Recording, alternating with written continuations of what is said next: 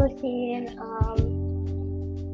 Halo, mau tanya nih, karena aku belum terlalu paham mengenai sosiologi sastra sama paradigma dan macam-macam pendekatannya, boleh dong minta tolong dijelasin. boleh. Pertama, sosiologi sastra. Sosiologi sastra adalah salah satu pendekatan untuk mengurai karya sastra yang mengupas hubungan antara pengarang dengan masyarakatnya. Namun, dalam kajian ini hanya dibatasi dalam kajian mengenai gambaran pengarang melalui karya sastra mengenai kondisi suatu masyarakat. Nah, dalam sosiologi sastra ini terdapat beberapa paradigma.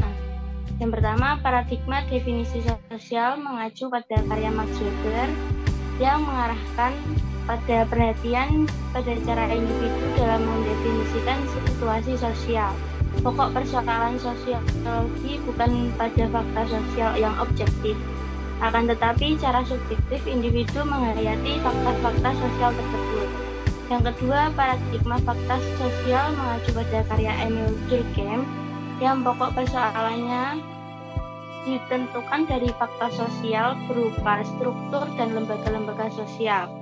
Yang ketiga, paradigma perilaku sosial mengacu pada karya Skinner, perilaku manusia sebagai subjek yang nyata, individual. Nah, tadi kan membahas paradigma sosiologi sosial. Yang selanjutnya, pendekatan sosiologi sosial. Pada pendekatan sosiologi sosial terdapat 3 macam pendekatan. Yang pertama, konteks sosial pengarang, hubungan posisi pengarang dalam masyarakat dan kaitannya dengan masyarakat pembaca. Yang kedua, sastra sebagai cerminan masyarakat. Dan yang ketiga adalah fungsi sosial sastra, fungsi karya sastra dalam merombak masyarakatnya. Maksudnya sejauh mana fungsi sosial merombak masyarakat, pola pandangan masyarakat kepada sastra. Sudah, tuh apakah ada yang ingin ditanyakan? Kalau dalam pendekatan sosiologi sastra itu, konteks sosial pengarang yang utama diteliti itu apa sih sebenarnya dan kenapa hal ini diteliti? Hal itu diteliti karena bagaimana sastrawan mendapatkan mata pencaharian. Apakah ia menerima bantuan dari pengayom atau dari masyarakat secara langsung atau bekerja rangkap. Yang kedua, profesionalisme dalam kepengarangan membahas sejauh mana sastrawan menganggap pekerjaannya sebagai suatu profesi. Dan yang terakhir, masyarakat yang dituju oleh sastrawan. Dalam hal ini, kaitannya antara sastrawan dan masyarakat sangat penting, sebab seringkali didapati bahwa macam masyarakat yang dituju itu menentukan bentuk dan isi karya sastra mereka. Ada lagi? Kalau dalam fungsi sosial yang perlu diperhatikan itu apa sih? Dalam fungsi sosial ada 3 hal yang harus diperhatikan. Pertama, sudut pandang yang menganggap bahwa sastra sama derajatnya dengan karya pendeta atau nabi. Yang kedua, sudut pandang lain yang menganggap bahwa sastra bertugas sebagai penghibur belaka. Dan yang ketiga, sudut pandang kompromistis. Sudah. Terima kasih.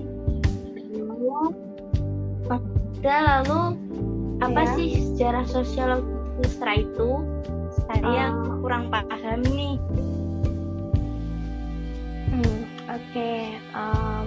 Mengenai sejarah sosiologi sastra, sebenarnya konsep dasar sosiologi sastra sudah dikembangkan oleh Plato dan Aristoteles yang mengajukan istilah mimesis yang artinya perwujudan atau peniruan yang menyinggung mengenai hubungan antara sastra dan masyarakat sebagai cermin, ya.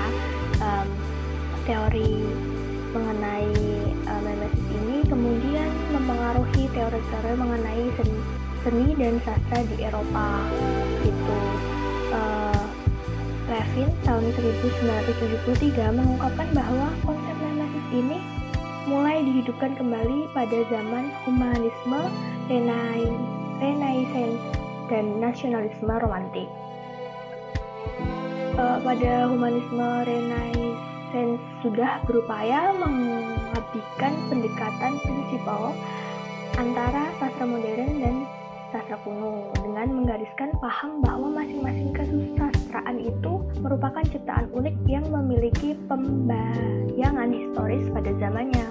Kemudian muncul tokoh sosiologi sastra yang sangat penting. Beliau adalah Hippolyte Taine.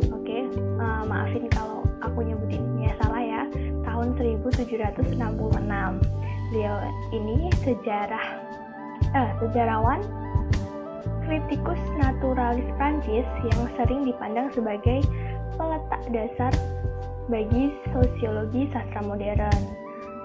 Dalam bukunya History of English Literature tahun 1863, beliau menyebutkan bahwa sebuah karya sastra dapat dijelaskan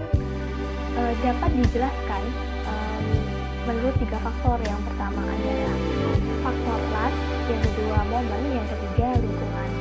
Pandangan beliau terutama dituangkan dalam buku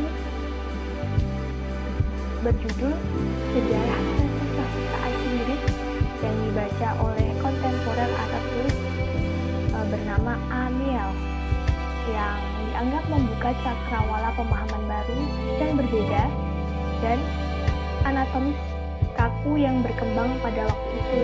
Kemudian di kedepannya sosiologi sastra ini masih berupa penelitian lepas, berupa makalah-makalah dan beberapa penelitian tahunan di perguruan tinggi.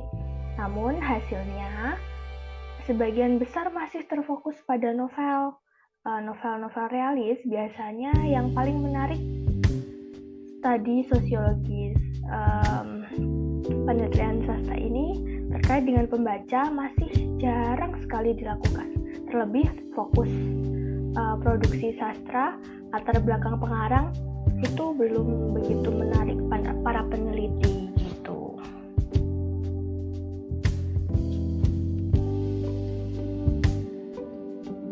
Ada yang mau ditanyakan? Bagaimana tentang sejarah sosiologi dalam kesusastraan di Indonesia? Oke, sejarah sosiologi dalam kesusastraan Indonesia itu sebenarnya sudah ada bermula pada tahun 1970-an.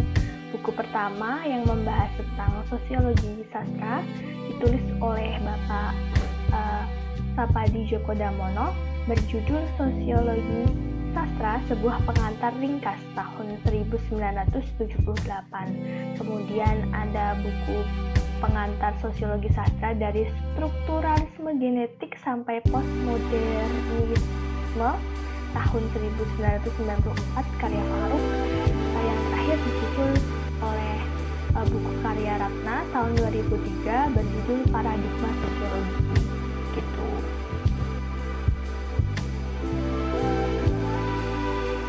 Ada lagi? Ada. Lalu bagaimana perkembangan sosiologi di ranah Jawa? Oke, di ranah Jawa sendiri sosiologi sastra sudah banyak ditulis.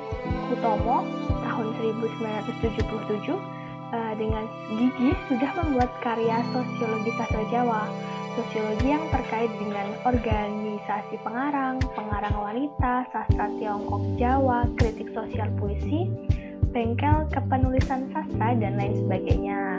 Biarpun isi buku itu sekedar kumpulan-kumpulan naskah, tetapi telah memberi warna sosiologi sastra Jawa gitu. Pemikiran sosiologis ini tuh sebenarnya udah ada sejak lama, terutama di koran dan majalah gitu, Cynthia. Baik, terima kasih. Ya, nggak ada yang lain? Ya. Oke, makasih ya untuk diskusinya hari ini. Semoga kita bisa diskusi lain kali. Makasih. Selamat belajar. Ya.